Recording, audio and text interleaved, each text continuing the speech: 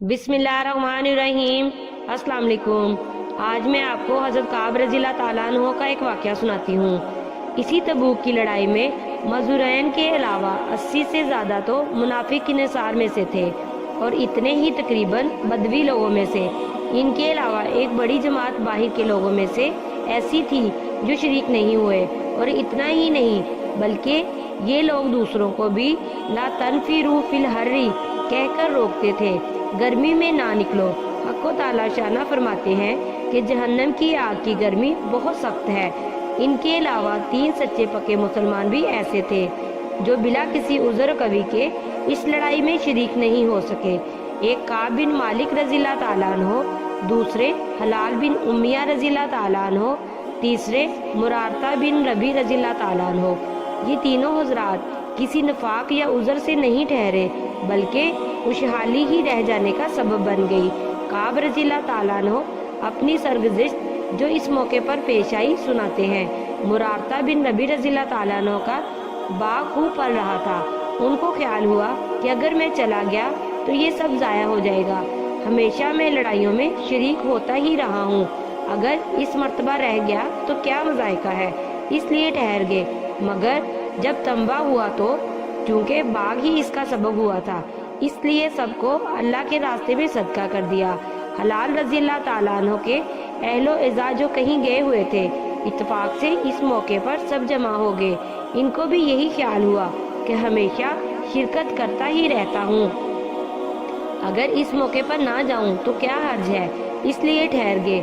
मगर तंबा होने पर सबसे ताल्लुकात मुनक़ता कर लेने का इरादा किया कि ये ताल्लुकात ही इस लड़ाई में शिरकत ना कर सकने का सबब हुए। हज़रत काब रज़ी अल्लाह ताला अन्हु का किस्सा अहादीस में कसरत से आता है। वो अपनी सरगुज़िश्त बड़ी तफसील से सुनाया करते थे। वो फरमाते हैं कि मैं तबूक से पहले किसी लड़ाई में भी इतना कवी मालदार नहीं था जितना कि तबूक के वक्त था। इस वक्त मेरे पास खुद अपनी 2 ज़ाती ऊँटनियाँ थी। इससे पहले कभी भी 2 ऊँटनियाँ मेरे पास होने की नौबत नहीं आई। हुज़ूर अकरम सल्लल्लाहु अलैहि वसल्लम की हमेशा आदत शरीफा ये थी कि जिस तरफ लड़ाई का इरादा होता था इसका इजहार नहीं होता था, बल्कि दूसरी जानबों के हवाले दरियाफ्त फरमाए जाते थे। मगर इस लड़ाई में चूँकि गर्मी भी शदीद थी और सफ़र भी दूर का था, इनके अलावा दुश्मनों की भी बहुत बड़ी जमात थी, इसलिए साफ ऐलान फरमा दिया था ताकि लोग तैयारी कर लें। चुनाचे मुसलमानों की इतनी बड़ी जमात हजूर सल्लल्लाहु अलैहि वसल्लम के साथ हो गई कि रजिस्टर में उनका नाम भी लिखना दुश्वार था, और मजमे की कसरत की वजह से कोई शख्स अगर छुपना चाहता कि मैं ना जाऊं तो ना पता चले तो दुश्वार ना था। इसके साथ ही फल बिल्कुल पक रहे थे। मैं भी सामान्य सफ़र की तैयारी का सुबह ही इरादा करता, मगर शाम हो जाती और किसी किस्म की तैयारी की नौबत ना आती। लेकिन मैं अपने दिल में ख्याल करता रहा कि मुझे वसअत हासिल है, जब इरादा पुख्ता करूँगा फ़ौरन हो जाएगा। हत्ता कि हजूर अक़दस सल्लल्लाहु अलैहि वसल्लम रवाना भी हो गए और मुसलमान आप सल्लल्लाहु अलैहि वसल्लम के साथ साथ। मगर मेरा सामान्य सफ़र तैयार ना हुआ। फिर भी यही ख्याल रहा कि 1-2 रोज़ में तैयार करके चला जाऊँगा। इस तरह आजकल पर टालता रहा, हत्ता कि हजूर सल्लल्लाहु अलैहि वसल्लम के वहाँ पहुँचने का ज़माना तकरीबन आ गया। इस वक्त मैंने कोशिश भी की मगर सामान ना हो सका। अब मैं जब मदीना तैयबा में इधर उधर देखता हूँ तो सिर्फ वही लोग मिलते हैं जिनके ऊपर नफाक का बदनुमा दाग लगा हुआ है, या वो माजूर थे। और हजूर सल्लल्लाहु अलैहि वसल्लम ने भी तबूक पहुंचकर दरियाफ्त फरमाया कि काब रज़ी अल्लाह ताला अन्हु नजर नहीं पड़ते, क्या बात हुई? एक साहब ने कहा, या रसूलल्लाह सल्लल्लाहु अलैहि वसल्लम, इसको अपने मालो जमाल की अकड़ ने रोक रखा है। हज़रत माज़ रज़ी अल्लाह ताला अन्हु ने फरमाया कि गलत कहा, हम जहाँ तक समझते हैं वो भला आदमी है। मगर हुज़ूर अक़दस सल्लल्लाहु अलैहि वसल्लम ने बिल्कुल सुकूत फरमाया और कुछ नहीं बोले। हत्ता कि चंद रोज़ में मैंने वापसी की खबर सुनी तो मुझे रंजो गम सवार हुआ और बड़ा फिक्र हुआ। दिल में झूठे झूठे उज़र आते थे कि इस वक्त किसी फर्जी उज़र से हुज़ूर सल्लल्लाहु अलैहि वसल्लम के गुस्से से जान बचा लूँ, फिर किसी वक्त माफ़ी की दरख्वास्त कर लूँगा। اور اس بارے میں اپنے گرانے کے ہر سمجھدار سے مشورہ کرتا رہا، مگر جب مجھے معلوم ہو گیا کہ حضور صلی اللہ علیہ وآلہ وسلم تشریف لے ہی آئے تو میرے دل نے فیصلہ کیا بغیر سچ کے کوئی چیز نجات نہ دے گی، اور میں نے سچ مچ عرض کرنے کی ٹھان ہی لی۔ حضور صلی اللہ علیہ وآلہ وسلم کی عادت شریفہ یہ تھی کہ جب سفر سے واپس تشریف لاتے تو اول مسجد میں تشریف لے جاتے اور 2 رکعت تحیۃ المسجد پڑھتے اور وہاں تھوڑی دیر تشریف رکھتے، لوگوں سے ملاقات فرماتے۔ چنانچہ حسب معمول حضور صلی اللہ علیہ وآلہ وسلم تشریف فرما رہے تھے اور منافق لوگ آ کر جھوٹے جھوٹے عذر کرتے اور قسمیں کھاتے رہے۔ حضور اکرم صلی اللہ علیہ وآلہ وسلم ان کے ظاہری حال کو قبول فرماتے رہے اور باطن کو اللہ کے سپرد فرماتے رہے کہ اتنے میں بھی حاضر خدمت ہوا اور سلام کیا۔ حضور صلی اللہ علیہ وآلہ وسلم نے ناراضگی کے انداز میں تبسم فرمایا اور اعراض فرمایا۔ میں نے عرض کیا، یا نبی اللہ صلی اللہ علیہ وآلہ وسلم، آپ صلی اللہ علیہ وآلہ وسلم نے اعراض فرما لیا، میں خدا کی قسم نہ تو منافق ہوں نہ مجھے ایمان میں کچھ تردد ہے۔ ارشاد فرمایا کہ یہاں آ۔ میں قریب ہو کر بیٹھ گیا۔ حضور صلی اللہ علیہ وآلہ وسلم نے فرمایا کہ تجھے کس چیز نے روکا؟ کیا تو نے اونٹنیاں نہیں خرید رکھی تھی؟ میں نے عرض کیا، یا رسول اللہ صلی اللہ علیہ وآلہ وسلم، اگر میں کسی دنیا دار کے پاس اس وقت ہوتا تو مجھے یقین ہے میں اس کے غصے سے معقول عذر کے ساتھ خلاصی پا لیتا کہ مجھے بات کرنے کا سلیقہ اللہ تعالیٰ نے عطا فرمایا ہے، لیکن آپ صلی اللہ علیہ وآلہ وسلم کے متعلق مجھے معلوم ہے کہ اگر آج جھوٹ سے آپ کو راضی کر لوں تو قریب ہے اللہ جل شانہ مجھ سے ناراض ہوں گے، اور اگر آپ سے صاف صاف عرض کر دوں تو آپ کو غصہ آئے گا، لیکن قریب ہے کہ اللہ کی پاک ذات آپ کے عطاب کو زائل فرما دے گی۔ اس لیے سچ ہی عرض کرتا ہوں کہ واللہ مجھے کوئی عذر نہیں تھا، اور جیسا فارغ اور وسعت والا میں اس زمانے میں تھا کسی زمانے میں بھی اس سے پہلے نہیں ہوا۔ حضور صلی اللہ علیہ وآلہ وسلم نے ارشاد فرمایا کہ اس نے سچ کہا۔ پھر فرمایا، اچھا اٹھ جاؤ، تمہارا فیصلہ حق و تعالی شانہ فرمائیں گے۔ میں وہاں سے اٹھا تو میری قوم کے بہت سے لوگوں نے مجھے ملامت کی کہ تو نے اس سے پہلے کوئی گناہ نہیں کیا تھا، اگر تو کوئی عذر کر کے حضور صلی اللہ علیہ وآلہ وسلم سے استغفار کی درخواست کرتا تو حضور صلی اللہ علیہ وآلہ وسلم کا استغفار تیرے لیے کافی تھا۔ میں نے ان سے پوچھا کہ کوئی اور بھی ایسا شخص ہے جس کے ساتھ یہ معاملہ ہوا ہو؟ لوگوں نے بتایا کہ 2 شخصوں کے ساتھ اور بھی یہی معاملہ ہوا کہ انہوں نے بھی یہی گفتگو کی جو تو نے کی، اور یہی جواب ملا ان کو جو تجھے ملا ہے۔ ایک ہلال بن امیہ رضی اللہ تعالیٰ عنہ، دوسرے مراقہ بن ربی رضی اللہ تعالیٰ عنہ۔ میں نے دیکھا کہ 2 سالہ شخص دونوں بدوی ہیں، وہ بھی میرے شریک حال ہیں۔ حضور اقدس صلی اللہ علیہ وآلہ وسلم نے ہم تینوں سے بولنے کی ممانت میں فرما دی، کوئی شخص ہم سے کلام نہ کرے۔ یہ قاعدہ کی بات ہے کہ غصہ اسی پر آتا ہے جس سے تعلق ہوتا ہے، اور تنبیہ اسی کو کی جاتی ہے جس میں اس کی اہلیت بھی ہو، جس میں اصلاح و صلاح کی قابلیت ہی نہ ہو، اس کو تنبیہ ہی کون کرتا ہے؟ کعب رضی اللہ تعالیٰ عنہ کہتے ہیں کہ حضور صلی اللہ علیہ وآلہ وسلم کی ممانت پر لوگوں نے ہم سے بولنا چھوڑ دیا اور ہم سے اجتناب کرنے لگے، اور گویا دنیا ہی بدل گئی، حتیٰ کہ زمین باوجود اپنی وسعت کے مجھے تنگ معلوم ہونے لگی، سارے لوگ اجنبی معلوم ہونے لگے، در و دیوار اوپر سے بن گئے۔ مجھے سب سے زیادہ اس کا فکر تھا کہ میں اس حال میں مر گیا تو حضور صلی اللہ علیہ وآلہ وسلم جنازے کی نماز بھی نہ پڑھیں گے، اور خدا نہ خواستہ حضور صلی اللہ علیہ وآلہ وسلم کا وصال ہو گیا تو میں ہمیشہ ہمیشہ کے لیے ایسا ہی رہوں گا، نہ مجھ سے کوئی کلام کرے گا نہ میری نماز پڑھے گا۔ حضور صلی اللہ علیہ وآلہ وسلم کے ارشاد کے خلاف کون کر سکتا ہے؟ غرض ہم لوگوں سے 50 دن اس کی حال میں گزارے۔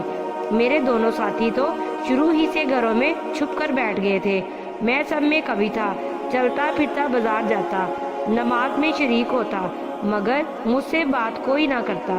حضور صلی اللہ علیہ وآلہ وسلم کی مجلس میں حاضر ہو کر سلام کرتا، اور بہت غور سے خیال کرتا کہ حضور صلی اللہ علیہ وآلہ وسلم کے لب مبارک جواب کے لیے ہلے یا نہیں۔ نماز کے بعد حضور صلی اللہ علیہ وآلہ وسلم کے قریب ہی کھڑے ہو کر نماز پوری کرتا اور آنکھ چرا کر دیکھتا کہ حضور صلی اللہ علیہ وآلہ وسلم مجھے دیکھتے بھی ہیں یا نہیں۔ جب میں نماز میں مشغول ہوتا تو حضور صلی اللہ علیہ وآلہ وسلم مجھے دیکھتے، اور جب میں ادھر متوجہ ہوتا تو حضور صلی اللہ علیہ وآلہ وسلم منہ پھیر لیتے اور میری جانب سے اعراض فرما لیتے۔ غرض یہی حالات گزرتے رہے اور مسلمانوں کا بات چیت بند کرنا مجھ پر بہت ہی بھاری ہو گیا، تو میں ابو قتادہ رضی اللہ تعالیٰ عنہ کی دیوار پر چڑھا۔ وہ میرے رشتے کے چچا زاد بھائی بھی تھے اور مجھ سے تعلقات بھی بہت ہی زیادہ تھے۔ میں نے اوپر چڑھ کر سلام کیا، انہوں نے اسلام کا جواب نہ دیا۔ میں نے ان کو قسم دے کر پوچھا کہ کیا تمہیں معلوم نہیں کہ مجھے اللہ اور اس کے رسول صلی اللہ علیہ وآلہ وسلم سے محبت ہے؟ انہوں نے اس کا بھی جواب نہ دیا۔ میں نے دوبارہ قسم دی اور دریافت کیا، پھر بھی چپ ہی رہے۔ میں نے تیسری مرتبہ پھر قسم دے کر پوچھا، انہوں نے کہا اللہ جانے اور اس کا رسول صلی اللہ علیہ وآلہ وسلم۔ یہ کلمہ سن کر میری آنکھوں سے آنسو نکل پڑے اور وہاں سے لوٹ آیا۔ اسی دوران میں ایک مرتبہ مدینہ کے بازار میں جا رہا تھا کہ ایک قبطی کو جو نصرانی تھا اور شام سے مدینہ منورہ اپنا غلہ فروخت کرنے آیا تھا، یہ کہتے ہوئے سنا کہ کوئی کعب بن مالک کا پتہ بتا دو۔ لوگوں نے اس کو میری طرف اشارہ کر کے بتایا۔ وہ میرے پاس آیا اور غسان کے کافر بادشاہ کا خط مجھے لا کر دیا۔ اس پہ لکھا ہوا تھا، ہمیں معلوم ہوا ہے کہ تمہارے آقا نے تم پر ظلم کر رکھا ہے، تمہیں اللہ ذلت کی جگہ نہ رکھے اور نہ ضائع کرے، تم ہمارے پاس آ جاؤ، ہم تمہاری مدد کریں گے۔ دنیا کا قاعدہ ہوتا ہے کہ کسی بڑے کی طرف سے اگر چھوٹوں کو تنبیہ ہوتی ہے تو ان کو بہکانے والے اور زیادہ ہونے کی کوشش کیا کرتے ہیں اور خیر خواہ بن کر اس قسم کے الفاظ سے اشتعال دلایا ہی کرتے ہیں۔ کعب رضی اللہ تعالیٰ عنہ کہتے ہیں کہ میں نے یہ خط پڑھ کر انا للہ پڑھی کہ میری حالت یہاں تک پہنچ گئی کہ کافر بھی مجھ پر طمع کرنے لگے اور مجھے اسلام تک سے ہٹانے کی تدبیریں ہونے لگی۔ یہ ایک اور مصیبت آئی اور اس خط کو لے جا کر میں نے ایک تندور میں پھونک دیا اور حضور صلی اللہ علیہ وآلہ وسلم سے جا کر عرض کیا، یا رسول اللہ صلی اللہ علیہ وآلہ وسلم، آپ کے اعراض کی وجہ سے میری یہ حالت ہو گئی ہے کہ کافر مجھ میں طمع کرنے لگے۔ اسی حالت میں 40 روز ہم پر گزرے تھے کہ حضور صلی اللہ علیہ وآلہ وسلم کا قاصد میرے پاس حضور صلی اللہ علیہ وآلہ وسلم کا یہ ارشاد لے کر آیا کہ اپنی بیوی کو بھی چھوڑ دو۔ میں نے دریافت کیا کہ کیا منشا ہے، اس کو طلاق دے دوں؟ کہا نہیں، بلکہ علیحدگی اختیار کر لو۔ اور میرے دونوں ساتھیوں کے پاس بھی انہی قاصد کی معرفت یہی حکم پہنچا۔ میں نے اپنی بیوی سے کہہ دیا کہ تو اپنے میکے چلی جا، جب تک اللہ تعالیٰ اس امر کا فیصلہ فرمائے وہی رہنا۔ لال بن امیہ رضی اللہ تعالیٰ عنہ کی بیوی حضور صلی اللہ علیہ وآلہ وسلم کی خدمت میں حاضر ہوئی اور عرض کیا کہ ہلال بالکل بوڑھے شخص ہیں، کوئی خبر گیری کرنے والا نہ ہوگا تو ہلاک ہو جائیں گے۔ اگر آپ صلی اللہ علیہ وآلہ وسلم اجازت دیں اور آپ کو گرانی نہ ہو تو میں کچھ کام کاج ان کا کر دیا کروں۔ حضور نے صلی اللہ علیہ وآلہ وسلم نے فرمایا، مذائقہ نہیں لیکن صحبت نہ کریں۔ انہوں نے عرض کیا، یا رسول اللہ صلی اللہ علیہ وآلہ وسلم، اس چیز کی طرف تو ان کا ملان بھی نہیں جس روز سے یہ واقعہ پیش آیا، آج تک ان کا وقت روتے ہی گزر رہا ہے۔ کعب رضی اللہ تعالیٰ عنہ کہتے ہیں، مجھ سے بھی کہا گیا کہ حلال کی طرح تو بھی اگر بیوی کی خدمت کی اجازت لے لے تو شاید مل جائے گی۔ میں نے کہا وہ بوڑھے ہیں، میں جوان ہوں، نامعلوم مجھے کیا جواب ملے، اس لیے میں نے جرأت نہیں کی۔ عرض کیا، اس حال میں 10 روز اور گزرے، ہم اس سے بات چیت میل جول چھٹے ہوئے پورے 50 دن ہو گئے۔ 50ویں دن کی صبح کی نماز اپنے گھر کی چھت پر پڑھ کر میں نہایت غمگین بیٹھا ہوا تھا۔ زمین مجھ پر بالکل تنگ تھی اور زندگی دوبر ہو رہی تھی کہ صلا پہاڑ کی چوٹی پر سے ایک زور سے چلانے والے نے آواز دی کہ کعب، خوشخبری ہو تم کو۔ میں اتنا ہی سن کر سجدے میں گر گیا اور خوشی کے مارے رونے لگا اور سمجھا کہ تنگی دور ہو گئی۔ حضور اقدس صلی اللہ علیہ وآلہ وسلم نے صبح کی نماز کے بعد ہماری معافی کا اعلان فرمایا، جس پر ایک شخص نے تو پہاڑ پر چڑھ کر زور سے آواز دی کہ وہ سب سے پہلے پہنچ گئی۔ اس کے بعد ایک صاحب گھوڑے پر سوار ہو کر بھاگے ہوئے آئے۔ جو کپڑے پہن رہا تھا وہ نکال کر بشارت دینے والے کی نظر کر دیے۔ خدا کی قسم، ان دو کپڑوں کے سوا اور کوئی کپڑا اس وقت میری ملک میں نہ تھا۔ اس کے بعد میں نے دو کپڑے مانگے ہوئے پہنے اور حضور صلی اللہ علیہ وآلہ وسلم کی خدمت میں حاضر ہوا۔ اس طرح میرے دونوں ساتھیوں کے پاس بھی یہ خوشخبری لے کر لوگ گئے۔ میں جب مسجد نبوی میں حاضر ہوا تو وہ لوگ جو خدمت اقدس میں حاضر تھے مجھے مبارکباد دینے کے لیے دوڑے، اور سب سے پہلے ابو طلحہ رضی اللہ تعالیٰ عنہ نے بڑھ کر مبارکباد دی اور مصافحہ کیا، جو ہمیشہ ہی یاد رہے گا۔ میں نے حضور صلی اللہ علیہ وآلہ وسلم کی بارگاہ میں جا کر سلام کیا تو چہرہ انور کھل رہا تھا اور انوار خوشی کے چہرے سے ظاہر ہو رہے تھے۔ حضور اقدس صلی اللہ علیہ وآلہ وسلم کا چہرہ مبارک خوشی کے وقت میں چاند کی طرح سے چمکنے لگتا تھا۔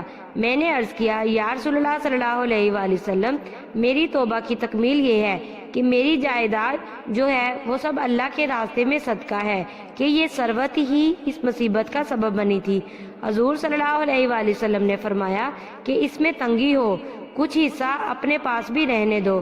میں نے عرض کیا، بہتر ہے کہ خیبر کا حصہ رہنے دیا جائے، مجھے سچ ہی نے نجات دی، اس لیے میں نے عہد کر لیا ہے ہمیشہ سچ ہی بولوں گا۔ یہ ہے صحابہ کرام رضی اللہ تعالیٰ عنہ کی اطاعت اور دینداری کا اور اللہ کے خوف کا نمونہ کہ ہمیشہ جنگ میں یہ حضرات شریک رہے۔ ایک مرتبہ کی غیر حاضری پر کیا کیا عتاب ہوا اور اس کو کس فرما برداری سے برداشت کیا کہ 50 دن رو کر گزار دیے، اور مال جس کی وجہ سے یہ واقعہ پیش آیا تھا وہ بھی صدقہ کر دیا، اور کافروں نے طمع دلائی تو بجائے مشتعل ہونے کے اور زیادہ پشمان ہوئے، اور اس کو بھی اللہ کا عتاب اور حضور صلی اللہ علیہ وآلہ وسلم کا اعراض کی وجہ سمجھا کر میرے دین کا ذوق اس درجے تک پہنچ گیا کہ کافروں کو اس کی طمع ہونے لگی وہ مجھے بے دین بنا دیں۔ ہم لوگ بھی مسلمان ہیں، اللہ اور اس کے رسول صلی اللہ علیہ وآلہ وسلم کے ارشادات بھی سامنے ہیں۔ بڑے سے بڑا حکم نماز ہی کا لے لو، ایمان کے بعد اس کے برابر کوئی چیز بھی نہیں۔ کتنے ہیں جو اس حکم کی تعمیل کرتے ہیں، اور جو کرتے ہیں وہ بھی کیسی کرتے ہیں۔ اس کے بعد زکوٰۃ اور حج کا پوچھنا ہی کیا، اس میں تو مال بھی خرچ ہوتا ہے۔ جزاک اللہ۔